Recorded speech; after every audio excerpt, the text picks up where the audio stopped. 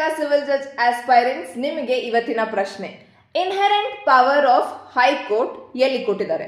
Option A section 151 of CPC, option B section 482 of CrPC, option C section 528 of BNSS, option D all of the above, ಅಂದ್ರೆ ಮೇಲಿನ ಎಲ್ಲದರಲ್ಲೂ.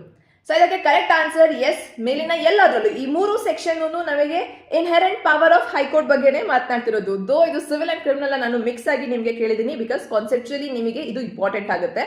Interlink ಮಾಡಿ ನೀವು ಒಂದು subject ನ ಓದೋದಾದ್ರೆ ನಿಮಗೆ ಸಿಪಿಸಿ ಸಿಆರ್ಪಿಸಿ ಎರಡೂ ಪ್ರೊಸೀಜರಲ್ ಲಾ ಅಲ್ಲಿ ಇನ್ಹೆರೆಂಟ್ ಪವರ್ ಕೊಟ್ಟಿದ್ದಾರೆ.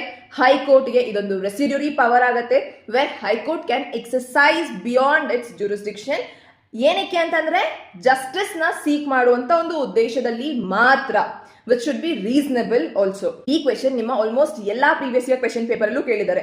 ಸಿವಿಲ್ ಪ್ರೊಸೀಜರ್ ಕೋಡ್ ಹಾಗೂ ಕ್ರಿಮಿನಲ್ ಎರಡರಲ್ಲೂ ಇನ್ಹೆರೆಂಟ್ ಪವರ್ ಇದೆ, ಅಂಡ್ ಈ ಕ್ವೆಶನ್ ಎರಡಕ್ಕೂ ಸಂಬಂಧಪಟ್ಟ ಹಾಗೆ ನಿಮಗೆ ಪೇಪರ್ಸ್ ಅಲ್ಲಿ ಕಾಣಿಸುತ್ತೆ. ಸೊ ಈ ರೀತಿ ಇಂಟ್ರೆಸ್ಟಿಂಗ್ ಆಗಿ ಅಂಡ್ ಈಸಿ ಆಗಿ ನೀವು ಲಾನ ಅರ್ಥ ಮಾಡ್ಕೊಳ್ಳೋದಕ್ಕೆ ಸ್ವಾತಿ ಲಾ ಅಕಾಡೆಮಿನ ಸಬ್ಸ್ಕ್ರೈಬ್ ಆಗಿ. ಇದೇ ರೀತಿ ನಾವು ಪ್ರೀವಿಯಸ್ 5 ಇಯರ್ ಕ್ವೆಶನ್ ಪೇಪರ್ಸ್ ಅನ್ನ ಸಾಲ್ವ್ ಮಾಡಿದೀವಿ ವಿತ್ ಎಕ್ಸ್ಪ್ಲನೇಷನ್, ಅಂಡ್ ಅದರ ಈ ಬುಕ್ ಬೇಕಾದಲ್ಲಿ ನೀವು ನನಗೆ ಮೆಸೇಜ್ ಮಾಡಬಹುದು, ಅಥವಾ ನಮ್ಮ ಸ್ವಾತಿ ಲಾ ಅಕಾಡೆಮಿ ಅಪ್ಲಿಕೇಶನ್ ಇಂದಾನು ನೀವು ಪರ್ಚೇಸ್ ಮಾಡ್ಕೋಬಹುದು.